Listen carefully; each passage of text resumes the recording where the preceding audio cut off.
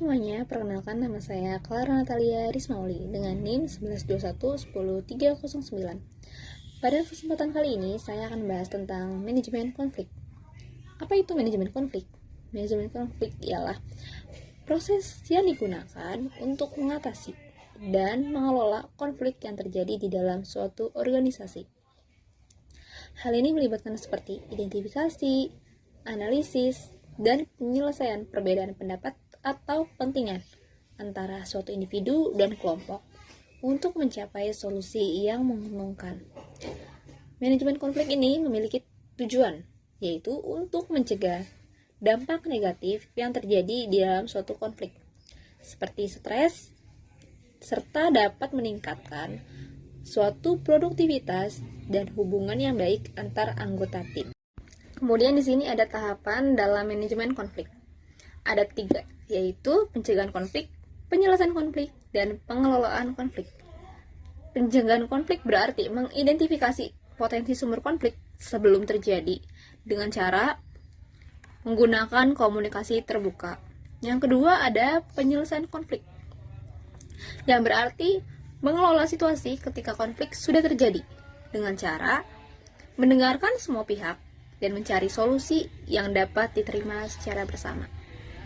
Yang ketiga adalah pengelolaan konflik, yang berarti menafsirkan bahwa solusi yang diambil dapat diterapkan secara efektif dan menyatukan hasilnya untuk mencegah konflik yang serupa terjadi di masa depan.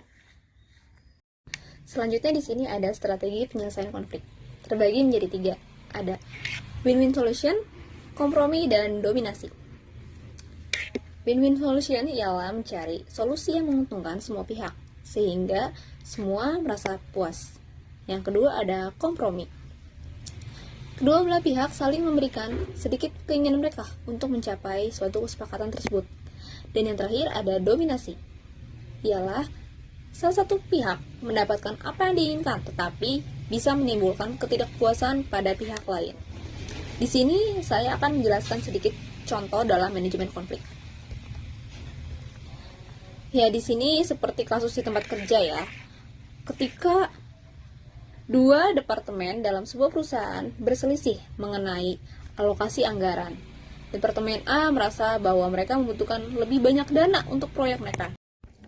Sementara yang departemen B ini merasa anggaran yang ada itu sudah cukup. Jadi gimana sih cara penyelesaiannya? Yang pertama, kita menggunakan tahap pencegahan. Di mana tahap pencegahan ini, seorang manajer mengadakan pertemuan rutin antar departemen untuk membahas suatu kebutuhan dan tujuan masing-masing sebelum anggaran itu disusun. Yang kedua ada tahap penyelesaian. Ketika ada gangguan muncul, manajer mengundang perwakilan dari kedua departemen untuk berdiskusi. Di sini mereka mendengarkan kekhawatiran masing-masing serta mencari titik temunya.